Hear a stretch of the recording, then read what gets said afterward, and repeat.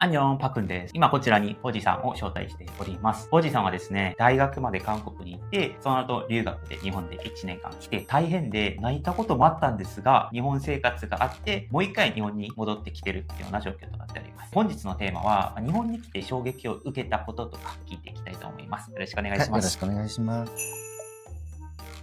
で、日本に来て、これ衝撃だったな、みたいな文化はありましたか？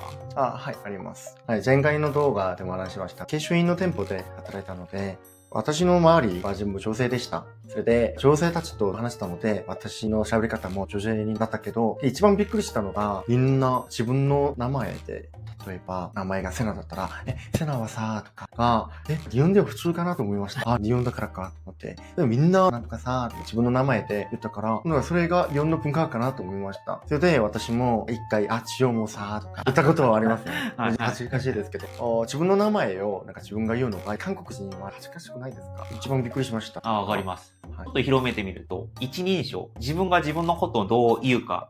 これめっちゃ大変だと思うんですよね、僕。それ慣れました。なんか例えば、私とか、俺とか、僕とか。やっぱりそれ難しいです。日本語を勉強するときは、もう私で勉強しましたが、日本に来たら男の人は、私は日常会話ではあんまり違わないじゃないですか。で、もう俺と僕があるけど、でも僕はちょっと恥ずかしいですね。僕はなんか話し方も女性っぽい。俺がさ、なんとかやばくないみたいな、恥ずかしいですね。僕が一番いいかなと思って、そしてもともとはなんか僕も恥ずかしかったので、自分で言いました。今は僕で話していますけど、ずっと僕ばっかりで誓って言いますので、面接中も僕はとか言っちゃいましたね。難しいですね、それが。無意識で今話しているから、でも日常会話では友達になんか私はとか言っちゃったし。ホジさんも僕も超えないといけない壁です。一番難しいですね。他にもあったりします。コンビニで売っている成人雑誌が、私にとってはびっくりしました。留学行く前に、いい情報を聞きましたが、家を探すとき、その周りのコンビニに行って、成人雑誌がどのぐらいあるか、それで治安が悪い、治安がいいで区別にできるよって、もう実際に行ったら成人雑誌が、誰でも見るのができるから、それもちょっとびっくりしました。で、僕も一回見たことあるけど、はい。そうです。はい。びっくりしました。はい。すごい。はい。すごい。一言。と思って。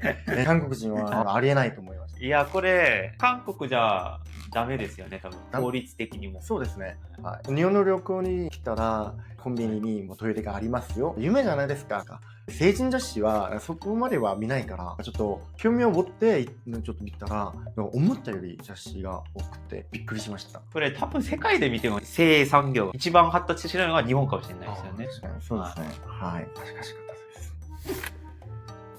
難しいテーマなんですけれども、その成人雑誌以外のそんな性関係でびっくりしたことはありますか？例えば僕はキャバクラとかホストとか、これ性じゃないかもしれないですけど。それ話した方です。それが3つ目で。やっぱりキャバクラとか、韓国は種類が、男も一つも女の一つぐらいかもしれないですけど、キャバクラ、カルジュバー、ボイジュバー、ゲイバー、メイズカフェとかもあるから、それを夜の仕事と言いますね。韓国はそれがダメですね。はい。そして、それはみんな隠しているけど、日本にはそれが夜の仕事言うから、それは違法ではないんだと思って、キャッチの仕事もあるし、今、私の友達もカルジュバーで働いているけど、韓国には、例えば私がベイジュバーで働いたら絶対に隠しますね。でも日本は、今私はもうカルジュバーで働いてるよ。時給が高いし、みたいな言われて、日本は言うんだと思って、時給が高いからいいよとか。やってみたら夜でそもそも働かないというか、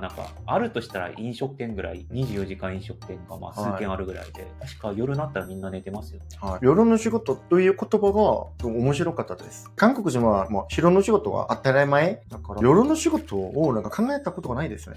おじさん、新大久保に住んでたと聞いたんですけども、だったら歌舞伎町って近くないですか？あえて見に行ったことはないですけど、僕はその新宿で遊ぶのが一番面白いですよ。それで新宿から帰るときは歌舞伎町行くんですけど、歌舞伎町横に新大久保なので、歌舞伎町行ったら怖いですね。歌舞伎町はみんな言うんじゃないですか。歌舞伎町は日本ではない。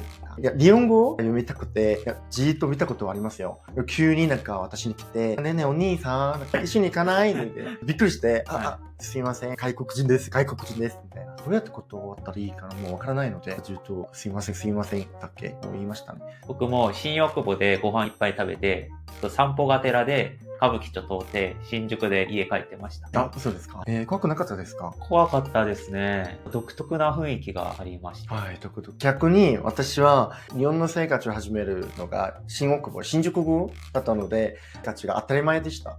逆にこれが日本じゃないと思いますよ。なんか新宿区で住んでたので。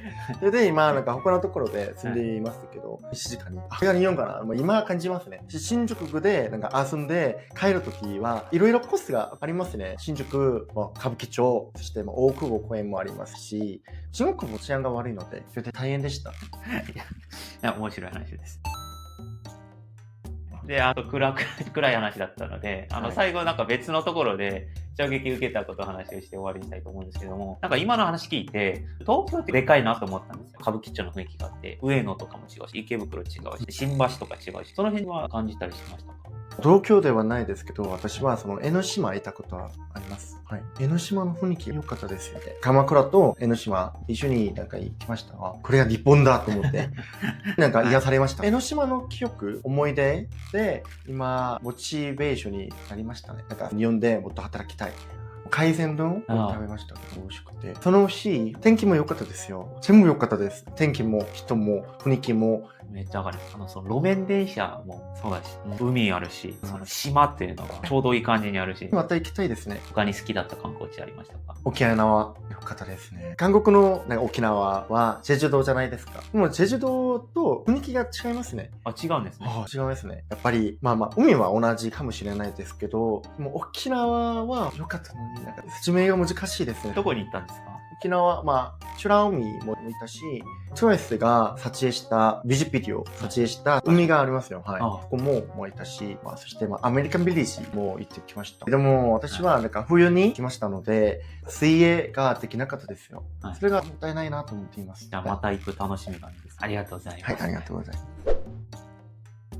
はい。ってことで終わらせようと思ったんですけども、おじさんがまだできてない面白い話があるらしくて、公園に行かれたっていう話。はい。私が去年日本来たばっかりの時、日本に来たら日本人のイメージかな。なんか優しいし、なんか家族と関係がいいし、だと思いました。それで、私がその買い物に行った時、新大久保から高田馬場のなんか公園がありますよ。通り過ぎている途中に、やっぱり日本の家族があって、ベンチでお父さんと娘が座っていて、ほら、日本は仲がいいじゃんと思いました。でも急に仲いいかなと思いましたが、世間しか、子でたちとか、いいんだと思ったけど、急にもっと、になって、で、そんなに仲いいのと思ったけど、急になんかお父さんと娘がキスして、お父さんと娘がキスする。で、と思いました。今何みたいな。はい、何と思って、これにも、と思ったら、それが、なんかパパ活。その時は全然知らなかったですよ。急に、お父さんと娘がキスして、と思って、ママ勝ち、パパ勝ちあるんだと思いました。っていう話が。はい。これはたまたまの話だと思うんですけど。確かにそうですね。その時一番びっくりしましたね。日本来たばっかりなので、なんか急になんか家族が仲いいかなと思ったのに、急にキスして、になりました。これ一部の話なので、全部がそうだっていう話では。ではないです。っていうエピソードでした。というところで、おじさんが日本に来て何を衝撃受けたのかについて聞いてみました。新大久保とか歌舞伎町みたいな話もあれば、沖縄みたいな話もあって、光と影を両方経験したんじゃないかなというふうに思いました。ありがとうございました。ありがとうございました。ほじさんはインスタとか YouTube ははい、やっています。やっていますので、コメント欄とか概要欄に書いてあるので、ぜひそちらも見てみてください。はい、以上、パックでした。アンニョン。アンニョン。